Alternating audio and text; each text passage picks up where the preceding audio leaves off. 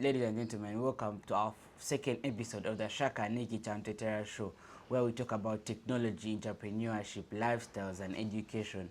Of recent, the UNEBody released the UCE results for 2035, and many parents have been wondering, how do these grades match up? What does result one mean? What does result two mean? How big is an A? How small is a D? And many are still wondering if their children have really passed or are just within the mediocre group. So today I've been joined with a guest who will be representing the parents, of course not forgetting me myself as the answer, who did the senior 4 exams of last year. And yeah, I really did well. I feel like I did well, but I wouldn't want to share my marks for personal reasons. But yeah, please welcome. Yeah, thank you, Regan. I'm so happy to be on this podcast. I love what you guys are doing. Yeah. And it's a thing, me inclusive, Okay. being a representative. Yeah, so my name is Warren Walusimbi, and I'm a digital marketer, stroke content creator for Brandrich Marketing Agency. And I can say I'm happy to be hosted on this podcast. Yeah. So, bring in your questions. I'm ready. Yeah, so currently you just finished your S4. Yeah. And when you read to me your results, Yeah. I was very confused. And I thought I was the only person that was really confused about the grading system, since me as a person, I'm in that old grading system where we used to do 8 out of 8, where we knew that Division 1 was 32, like ended on 32 aggregates, and then 33 going upwards, Division 2. So I was really confused. Yeah, you remember that reaction on my face when I was like telling you that I don't know, have you passed, have you failed? And I think I represent the very many parents, because it was really a time where most of the parents were really confused. Did my child pass? Did my child fail? Though I don't think there is any child that failed. Yeah, I wouldn't want to term that as per se, but we are curious. We want to learn about this new grading system. Yeah, so Regan, uh, do you think that this grading system is something that is really good, and is it something that you've really found favorable? Well, for starters, I would say the grading system is nice actually. It's very favorable because if you come to think of it, back in the old curriculum or in primary, when they tell you you've done your name and they tell you you've got a D2 in say science, you've got a D2 in math, you've got like a C4 in English, and probably like an F something in SST. Your heart would really be like, no, these are not like the number is one that makes you feel like, oh my god, like this is so horrible. I feel like, say, if you tell me it as, I compare myself to someone, say if you've got 6 and another person has got 14, you has got 14, obviously you would look at it in a way that I've been like badly off, like too badly off. But you see, with the new curriculum, I think first of all the letters are the ones that said do that magic, because as a person, if I've got, like, now for me in my instance, I wouldn't say my marks, but what I got yesterday, I wouldn't say I wouldn't say I was the best performer, but I did well, and for some reason I was not really depressed, really like annoyed that I didn't get the highest mark, but I appreciated what I got, and for me it did make me like that sorrowful person. But I can tell you that if it was in the old curriculum and they put those marks under the old curriculum segment, I'd not really be happy with myself. But you see, with the letters, it helps you to like sum up. It's trying to categorize that. It's not necessarily that if I've got 95 and you've got 96, you are the better than me. No, we have the same thinking, but the approach that we used is different. Now that's what the new curriculum is all about. We can all think the same, but the way we approach our scenarios or day-to-day situations in life is what makes each of us capable of being life solution people, problem solvers, and being able to fix things without having to do a lot of thinking, a lot of work. Because now, if you look at it in this way, I have 95, you have 96. Really, if you start, a person who has 95 will start looking at it in a way that I'm not really better than him. You start despising yourself. But with the new curriculum, if I have A and you have A, the funny thing is you can have an A of 85 and I have an A of 90. But you won't know, neither will I know with the UNEB after the release. But we'll all term ourselves as A, which will keep us in a capacity that we are both capable of helping each other. But now if I had 90 and if you had 90 and I had 85, you'd start boasting amongst yourselves, and which is not good, which is not, which is not relatable for students, which is not good. It despises others from working hard, it despises others who are of high esteem. They start losing their self-esteem. And yeah, I would really say the new curriculum, this grading system is very, very nice and very good for students and relatable. Oh, thank you for that. And going back to the major question, like in our previous curriculum, we used to have grade 1, grade 2, grade 3 going onwards, like, and we would also have grade U and something. Yeah. So now we are surprised. We only see result 1. Personally, you told me that over 96, was it 96 or something? 99.69% of 99. the candidates were able to get a result 1. Yeah, so me and some other people, like generally representing the parents, were curious. Yeah. So does result 1 mean grade 1? Does result 2 mean grade 2? What is it like? See, with the new curriculum, like I told you earlier, the new curriculum is all about being able to achieve different learning. They're called learning objectives. Now, when you being able to attain result 1 would mean you are getting marks from A to D within your papers.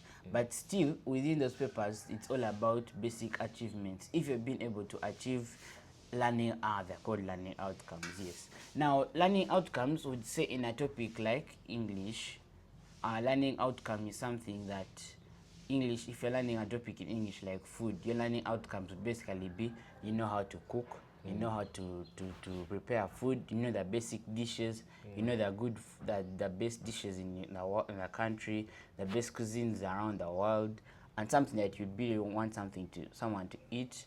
Yeah, basically learning. Now, after you do that, the learning outcomes, if you're able to achieve more than 5 and above learning outcomes, now that's where you get a certain mark. Because in the new curriculum we used to do activities of integration. Now activities of integration will be marked out of 3. Average in the new curriculum, everything is supposed to be marked out of 3 in the activities of integration. So from 3 to 2.5, you're able to achieve 5 and more learning outcomes. Then from 3 to 5, you're able to achieve 2 learning. From 3 to 5 outcomes, you're able to achieve 2.5 to 2.0, 2.4 to 2.0. Then if you have achieved 3 learning outcomes and below, you get 2.0 to maybe 0.9. And then 0.9 to 0, you have achieved nothing. You've learned nothing. Now, A would basically stand for, and A is according to how we used to do it in my former school, and A was 90, I think 90 or 85 and above. That's an A. And then B was 79 to 70, yeah. Then a C was 69 to 60, like that. D 50 to 50, D 59 to 50, C E 40 to 49, F 30 to 39, 39 to 30 rather. And then now you see with the UNEB, I think marking bases on how best people have performed. So because if the best performer you'd say in our country is like is 100 but has got like 85, now that would mean UNEB would have to strictly change their grades accordingly. Because if that was the case, if say the best performer has got an 85% average, that would mean the worst generally in most situations generally the basic performers would be in 70s, 60s. And if you still stick to the current grading, that would mean that the country has not really done well. But in my thinking, I think they change their grades according to how people perform. In my thinking, I don't know if it's really the way they do it. But result 1 is like A, you have A's, you have B's, you have C's, you have D's. Then result 2 would mean that you're not capable to attain that certificate of education because you have D's, you have E's, you have F's. Yeah, and result 2 and result 3 would mean you're not able to attain a certificate. But result 1 acquires you to means that you're able to attain the certificate of education and you've basically achieved the most basic learning outcomes, most of the learning outcomes that were required from you. Yeah. So, in simple terms, who are the people that are considered to be the people that have failed to make it to A level? Those are people who have got result 2 and result 3. Oh, so that means anyone that has managed to get result 2 and 3, that means they don't qualify to They go don't for A level. qualify to go for A level, and they don't qualify for the Ghana Certificate of Education, UCE. Yeah. So going away from those ones, categorizing the best, like who are considered as the very best students Of in course, this grading system. The very best students are someone who gets straight A's. In the new curriculum, we have about there are 7 compulsory subjects and about I would say 6 or 7 optional subjects.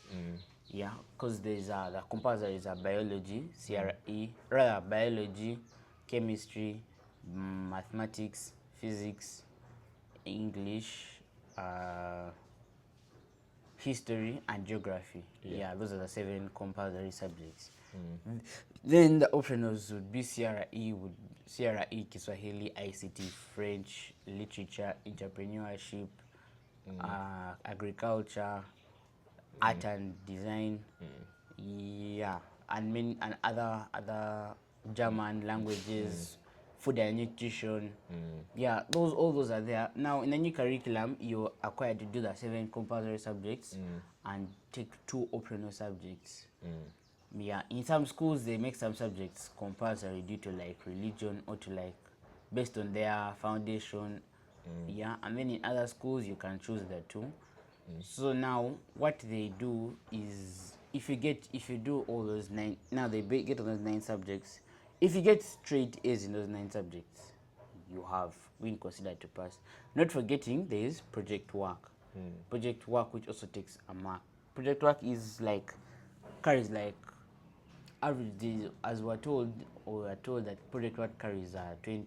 Project work and continuous assessments carry 20% of your marks. That will mean project work carries 10% and continuous assessments carry 10%. Now those continuous assessments are the active integration, and teachers also assess you personally after a topic to see if you've been able to achieve those learning outcomes that they've been teaching. Yeah. So now a person who has been considered considered very highly excelled is someone who has a large number of A's. A large number of A's. Yeah. Yeah. But like a best performing student would be someone who has 9 A's straight. That's the best performing student. Yeah. So thank you for that submission. So going back to school selection, personally, you are at Namilyango. So we know Namilyango is very sensitive when it comes to picking students. Yeah. Yeah. So now, back in our old curriculum, we used to schools used to say like for purposes of Namilyango, they used to say we are taking from 8 to 8 to 16. An example, a rough example. So you know that you're from 8 to 16, you've been selected. You already know that Namilyango is calling for you guys, and then maybe from 17 up to 20, those ones can apply, send in applications for a vacancy. So now, how is it going to be done in this new curriculum, for purposes to be specific for your own school? Yeah.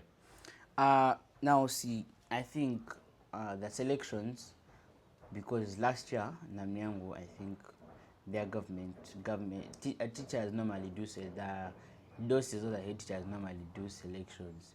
Now selection is in a way that the teacher decides who he wants to get a government payroll, or those who can be able to make it to Namilyango, what they feel like the school is worth.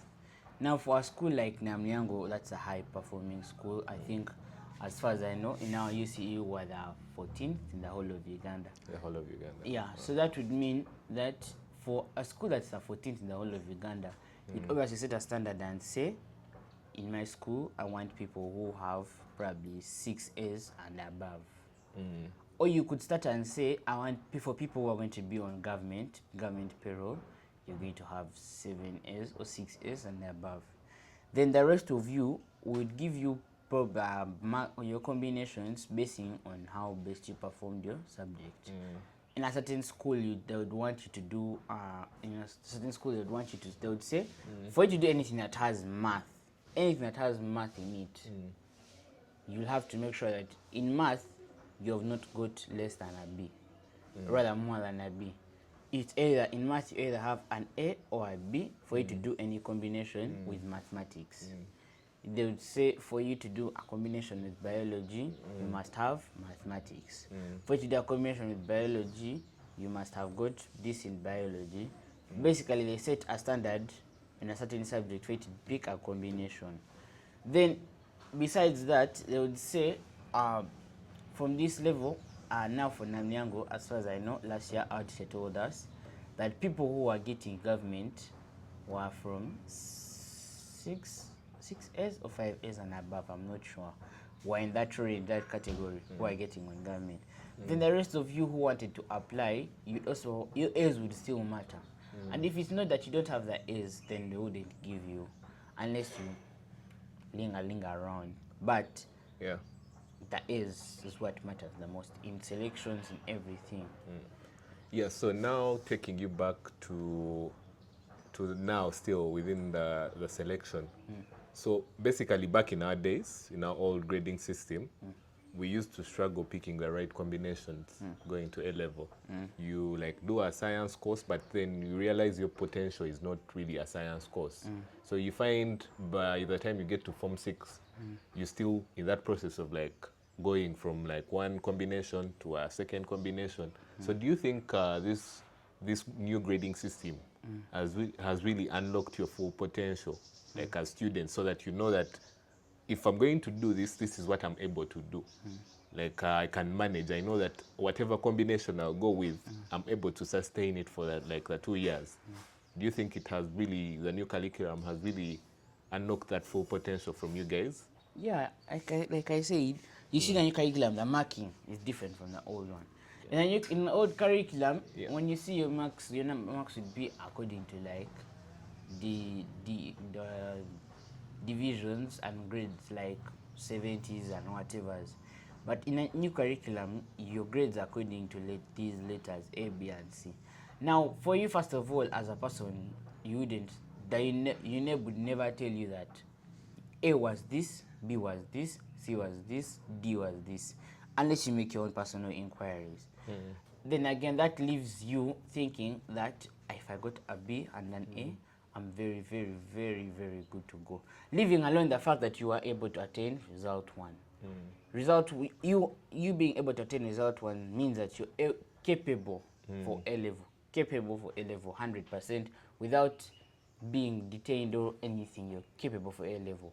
Now, I would say this new curriculum, yes, has accepted people to be able to believe that they can, because when I look at a person, say if I have a person who has 4 A's and maybe 4 B's and 1 C. Now, this person who has 4 A's, when you have your 4 A's, if your 4 A's are in a subject that you really want to choose, and you apply for that combination in the school wouldn't refuse. If you have B's, probably if you have say you wanted to do PEM, but you got an A in physics, you got and a B in math, they would probably say, some schools would probably allow you, others wouldn't for some certain reasons, but it would basically mean that for any combination you have to attain, you'd have to have an A, something that's well passed in that combination, a subject that's well passed, so that they can believe that you're able to, however much you didn't get as highly expected, in the time to come you're able to raise yourself. You're not very far from what is wanted. But you see now, if you want to do PEM, you have A in physics and you have a D in math, they cannot accept that to happen, because a D is far from an A. You're not going to really make it. And even if you did, you wouldn't go from D to A. You'd go from D to B, unless it's a miracle. I don't know. But they wouldn't look at you as someone who's capable for that combination. So I would say yes, the new curriculum's grading is really, really one that is helpful to students of this. Yeah. So, in your opinion, you think it has pulled out a thing of like no segregation? Yeah, very well. No segregation. Yeah, because this goes back to the parents in our old days would feel bad. Let's say you've been studying with your fellow students and they're all calling you. They're like, Warren, you know what? I got Division 1 and apparently me as Warren, I have Division 2. Yeah. And there's also tension at home. Like parents don't know how to manage their emotions and how to motivate the child further. Like, and not telling them that this is not the end of life. Like someone getting Division 2 doesn't mean that they have really failed. They can still pursue something that can be of more use.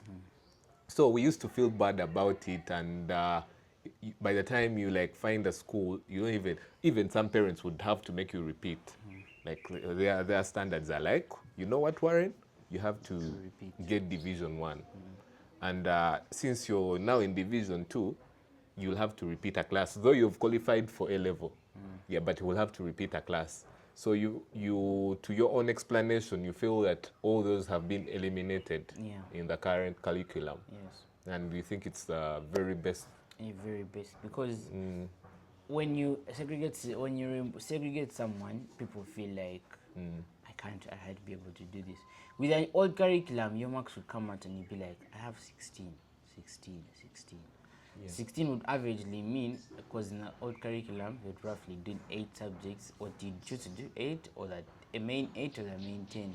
So for you to get there, now if you do the main 8 and you have 16, that would averagely mean you got a D2 in all the 8 subjects. Now for you to, in the D2, you look at it in a way that I didn't do really well. And then again 16 and someone who has 8, that's a very, very wide range. And you'd really feel like I'm not really done it. But with the new curriculum, I have 4 A's, you have 4 B's, and 1 C. Someone has 3 A's, he has 3 A's and 6 B's. There's not really that much of a range. And even when you have these 3 A's and 6 B's, you don't even know what your B's were looking like, what that real mark that your B is to fall in. You don't really know that real mark in your A that is to fall in, but that still stops a segregation and allows you to be able to achieve more and more without really having to care about your main marks. Yeah. Yeah. So in this generation, do you think it's very right for parents to like tell their kids that they have failed, or maybe they should just do better and like motivate them and tell them that this is not the end of it? You can still push for something and actually be better at it. No, actually, that's what the new curriculum is stopping. Segregation. Parents saying that you've failed, because they personally believe, and everyone believes, that there's no one who was born to fail. Yeah. No one was born to fail.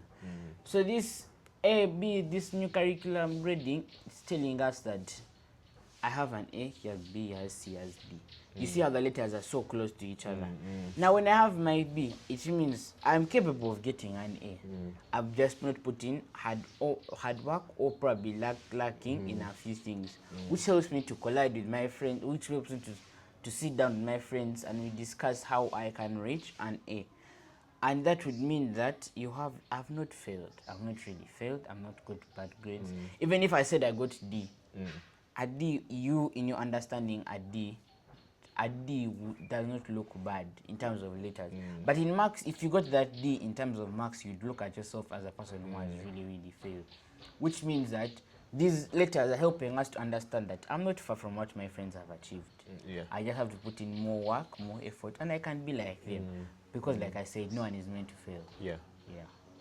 So I think parents should end that kind of like trauma. Yeah, it should really end, because it's not good. And with education, I mean, we cannot all pass, because if you can't think of it in this way, if we all pass, these schools, the other schools that are meant to attain people, all the schools will be like, most schools will be empty, because if all pass, we are looking at better schools. Now we shall all join those better schools and then leave these other schools for home. We cannot, okay, we are not all pass, but we can fit in a range and say, I did well. Though I didn't meet the highest grade, I did well. I can start from somewhere with these marks.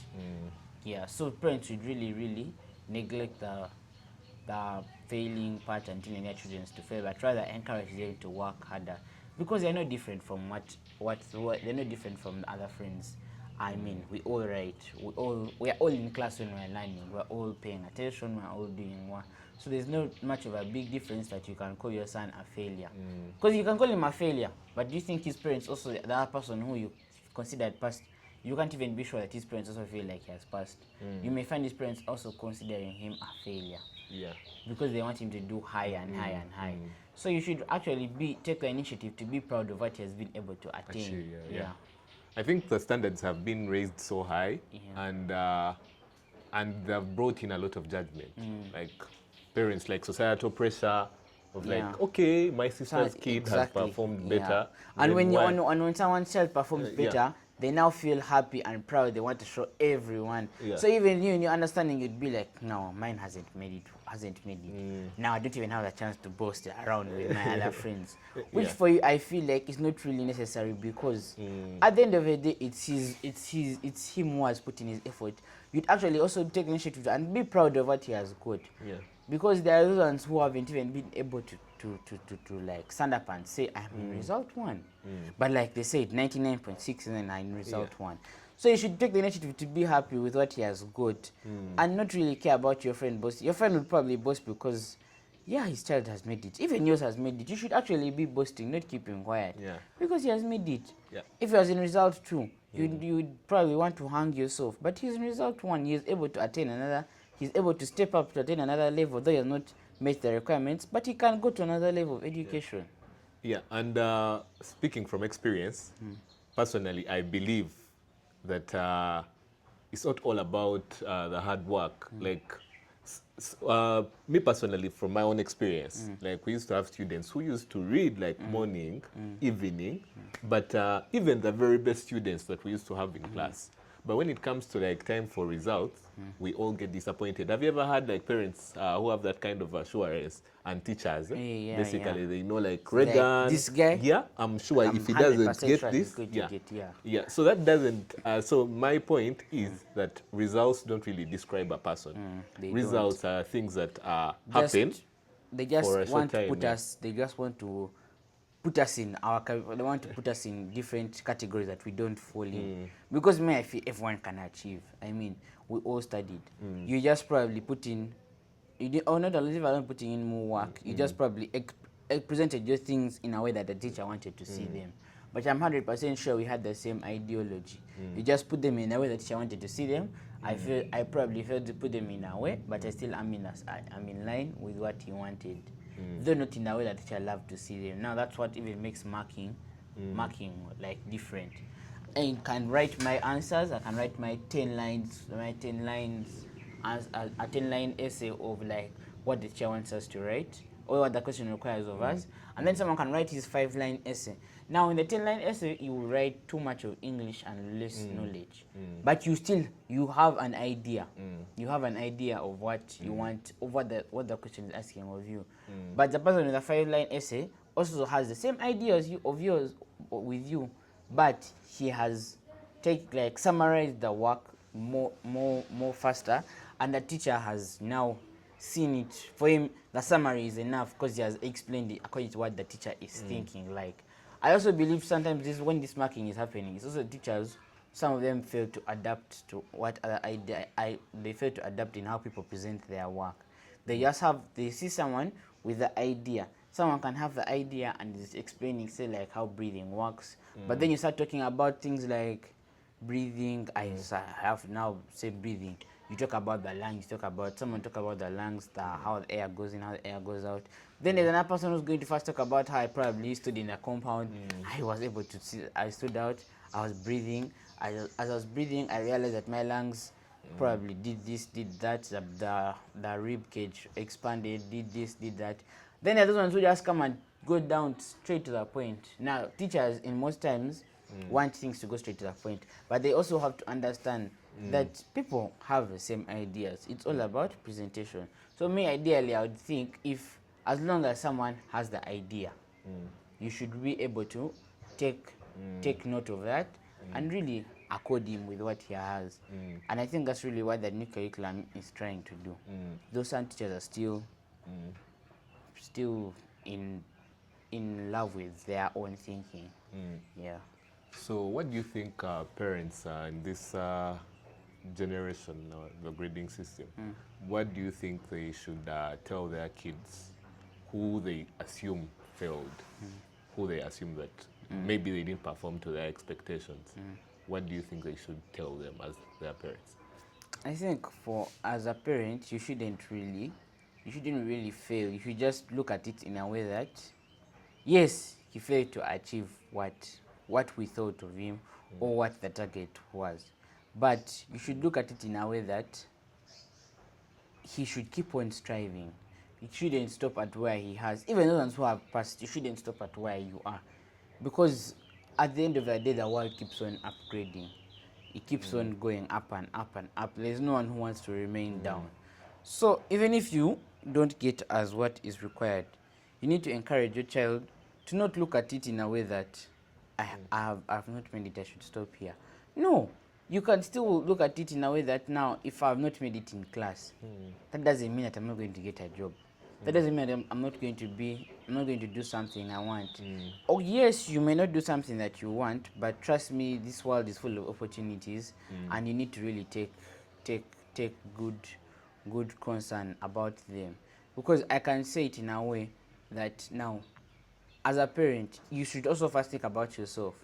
Look at it in a way like this. As a parent, you studied. If you were doing a bachelor's of probably, say, computer science, and you look at your job right now, would you really say they're in the same line? Yeah. If they are, then you probably mean that, yeah, for you probably were able to do it. But if they aren't, you should also look at this, put this example in your child. You tell him, I mean, I was not able to do this, but still life granted me another opportunity to be better in this. We can all be the best in something. We cannot, all the world cannot be full of doctors. Because if you think about it, how many people graduate from medicine? Many, very, very, very many. But if you look at the doctors, if you think, you should ask one day probably look at people who study medicine, get one person and tell him to go with you in 4 different hospitals and show him the people he studied. He shows you the people he studied with who are doctors in those offices. If they are, then he's a lucky person. If they are not, that would mean that what you have done is no different from the opportunity you'll get. You're not going to do what you can become a doctor, yes, but when you become a doctor, you look at it in a way that, no, I can't stop here. This is not, you may go to be a doctor, yes, but you look at it and say, a doctor really wasn't enough. You get another opportunity. Now, I can give you an example of Dr. Solomon, the TikTok guy. We all know he's a doctor, but I'm pretty sure he makes more money as a content creator than a doctor. So you should not really, as a parent, you should encourage your child not to settle for less, basically, to settle for more, but also be able to accept and be happy with what you've been able to achieve. But as you achieve, you should not look at one thing. Be diverse, be wild, be open, be open, be creative, because think if we're all, like I said, if you're all doctors, why is it that all the doctors are graduated and not all in hospitals? There's probably a way one put himself different in another hospital from other way they want. There's probably one doctor, even interviews, you can all come, you all have the bachelors, you all have the masters, but there's a way that you, as you, they have seen you and said you're capable, better than someone else better than that whole other 10 people who are in the room that have also come to present themselves. Because interviews, that's why interviews are set for one person. If that was the case, they wouldn't be putting interviews. They would just say, we want doctors. As long as you're a doctor, you apply and get that job. That's not the case. You have to also know that the way you present yourself and the way you do things is what makes you better. You cannot get the marks well, but the way you present yourself, which would mean parents would have to encourage their children to be now more disciplined, would have to learn, encourage your children to seek more opportunities, to learn better things, to up alongside what they are doing. Not encourage them to stop, but keep on going on. But as you go on, get to know that life is not at where it stops. You can open up. When you open up, you always find different things to do, different whatever. Because yeah, you always find better things to do, and you know you will not be the same person as a person you were when you were studying, and you cannot be the same as that person who you studied with. Yeah. Thank you. That was really, really insightful. Yeah.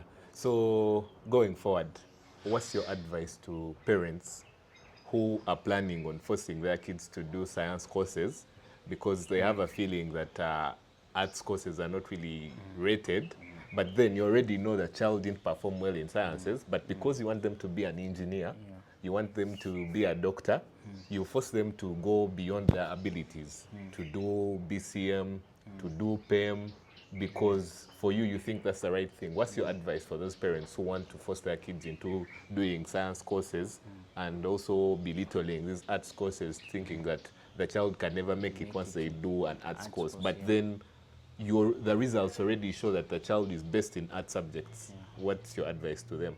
Now, my advice to that is, now, if you look at it in this way, like I was telling you, you first have to as a parent, you first sit down and think.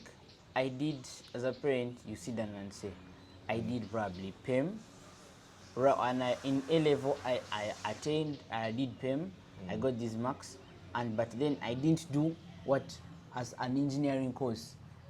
All in the name of doing PEM, I did an engineering course. I ended up doing probably something like business administration or something which is outside PEM. Now, as a parent, I believe, yes, the world is full of science, but we cannot all do science, because if we all do science now, most of this, actually everything in this world that runs is a business. Practically, if you think of it, in one way or the other, you still have to fall in a business class to know how business runs, or you practically have to be advised in a way that business is something that really runs the world. Now, me, I look at it in a way that I'm personally also, I would say, fall victim of what you have just said. I'm not really in love with the science, because you're going to force someone to do something that he doesn't want. When he comes up and he has just finished, he's now also going to want to divert. After he feels like he has made enough money to make himself a better person in what he wished to have. You're going to force him to do probably engineering. He finishes and becomes an engineer, and he may fail to get that job, because now that's where everyone is thinking. You have to think different from others. All of you are all thinking science. Now you're not the only parent who thinks science is like that way. There are very many parents, but when all of you think like that and all of you put your children in, you're now forcing a competition within your children, and when they fail to attain that, they stop at that.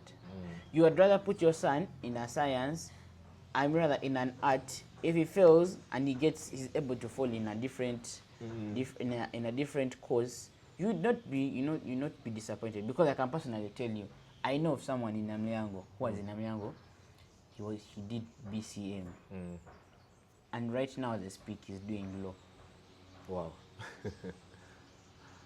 At a twist of events. Exactly. Not because, I'm sure, it's not because that he wanted, not because that he was really like, because if he really wanted, he did BCM, and he really wanted to be like a doctor or something, he would have got to stick to that, to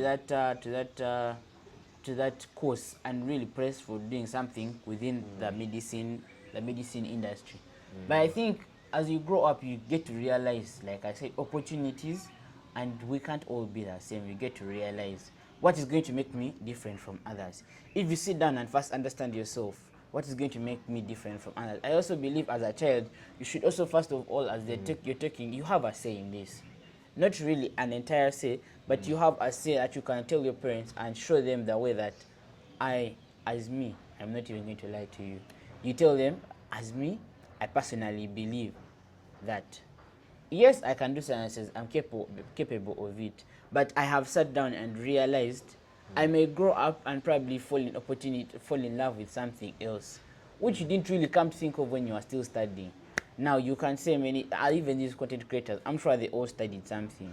We can't know whether they studied science, we can't know whether they studied arts, but you know, you did something, and what you're doing now, right now, you did something in the past, but what you're doing now is way, way different from what you wanted to do. Like, I give you an example of Dr. Solomon. We probably think he did medicine, he did what, he did this, he did that. But life gave him the opportunity to look at content creation, which wouldn't require you to study anything, which wouldn't require you to do a course or something. But you can say he's doing more from content creation than he's probably doing from doctor. I don't know. Yeah. I don't know if it's true. Yeah. You can look at people who are like, there are very, very, very, very many people out there in this world. If you actually come to ask them one-on-one, you can ask them what they did. They'll probably tell you they did PEM. He will tell you he did PEM in A level, but he's now like probably a chief financial officer of a big office. He can tell you I did MEG, but he's now doing something in the medicine world, which means basically in life you can finish studying, but the opportunities that come after you will not really care about what you did, as long as you have the skills to perform in those opportunities, you will take it. So for me, I believe forcing someone to do science is not really necessary, because even when he has forced him, he will now also put in that thing like, I'm not really. He already knows in his head, I'm not good at it. Me forcing myself would be meaning that I'm doing it for my parents, not for myself. So at the end of the day, it would also mean that the child has to stand up and also talk and be like, I'm not even going to lie to you people. I'm not good at physics. I've never fallen in love with it. No matter how hard you try, I cannot be in that line of what you want. Yeah. And me, I believe as someone who's growing up, you'd not only look at life as your dream. You cannot always achieve that dream that you wanted, but you can achieve something better, better and better. You cannot always stop at where you are. You can always achieve something better and better and better, just not in line with what you wanted. Because life does not always give you what you want. You can't always get what you want. Life is a give and take. I can say probably you probably lose now, like that guy who did BCM. He probably put in a lot of effort. He probably put in a lot of effort. He did his BCM.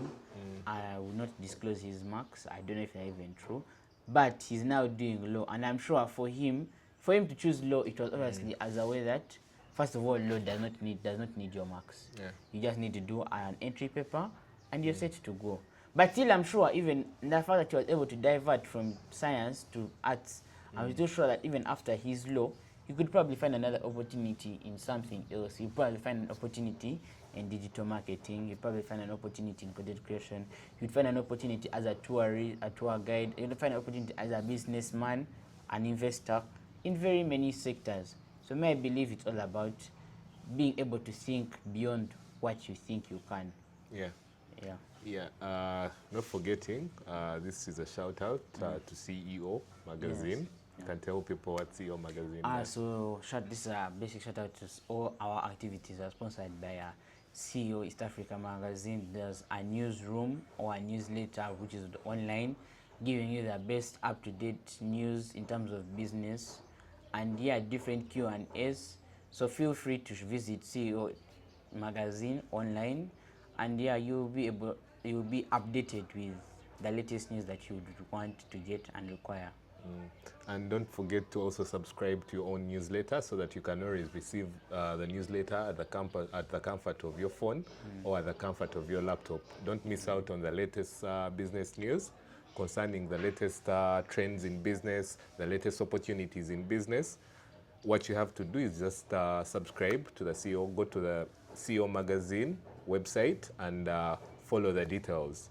Yeah, so getting back to our conversation, this now goes back to the schools.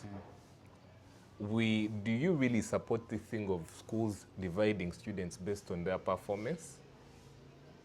Like these are intelligent ones, these ones are average, these ones don't know a lot of things. Do you really support that there should be that kind of division? And if it were, what impact does it bring to the children themselves, the students. Yeah. I personally do not support that because I think I've been saying this. It's all about capability. We are all able we're all able to meet different requirements and different needs. We have just not put them in the way that we are required to. But we all have that. As when we are learning, we are all learning. We are all paying attention. Someone has understood something in a different way, but his ideal way of presenting it has not met what you wanted. Though he knows what you want, he has just not put it in a way that you have required. So me, I personally believe that it's not really nice to segregate, because if you segregate them, that stops. Now the ones who are high will always keep on thinking that they are high, and will never accept to get the small guidance from someone who's low. Someone who's low, who you regard to be low, though he knows he's not good at performing. Someone who would regard to do that would also look at himself like, I'm not really capable, I'm not really doing this, I know I stop at this level, I don't know how to.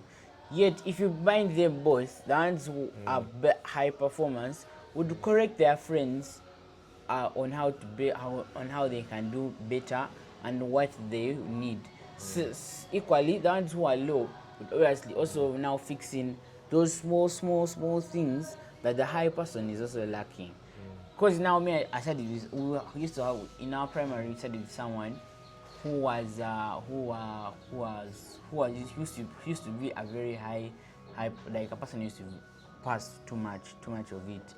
But see, one day in a math paper, he got 98%, and when he got 98, what failed him was number 1. Normally in a math paper, number 1 is addition. But you see, because of him wanting to go higher than what is expected of him, trying to overthink the paper, he failed an addition, and he was caned severely for it. Now, and he did this addition in a way that I think probably out of trying to do summarize things or something like that. But if he was really was a friend to someone who was low, and like a brother's keeper, as you're revising these things, not to underestimate them. When you're revising with someone who's low, he can tell you what he knows, and you'd both probably be in disagreement. When you visit the teacher tells you this is that. Now you as a high person, you get to know that a person who's low knows some things that you also don't know, and you know something that he also doesn't know. So you're both equal but have different presentations. Yeah, thank you for that submission. So I think personally, I also don't support the thing of dividing students according to their abilities. And I feel like for their mental health, it makes them feel bad, because I remember whenever you would be in that class where you're considered as not the very best, there is a way it kind of also puts you down. Like you lose that confidence. In your head, you're like, I'm not the very best. And gladly the teachers actually showing me I'm not the very best. So how am I going to be the very best? Exactly. That means going forward, I'll know that I can never compete with you, because for you are in a better class, you're doing better, but which is not a thing that happens later on in the future. Yeah, and I think I've come to the end of my questions, and I really thank you for answering and educating the masses out there, mainly the parents and students. And also thank you for hosting me on your podcast, and also giving me the right to host this conversation. And I really think for the audience, it has really been educative and engaging, really. Like, it was a conversation that I think most of you will find helpful. So in case you find this conversation helpful, kindly subscribe to this podcast and keep up with the latest episodes that Mr. Regan will be bringing to you, and his co-host Nikki. And otherwise, I'll give you back the floor to say final remarks and also close off this episode. Yeah, thank you. So this episode is basically meant to meet people who are not understanding how the grading works, and those who were feeling like they were performed really, really low. So yeah, I would basically would take this advice serious, and ensure my main emphasis is to seek opportunity, look at opportunities in a better way. And yeah, don't forget to like the video, to subscribe, and share it with other people so that they can also get to understand and realize what is necessary. Yeah, Yeah, so thank you for watching, and yeah.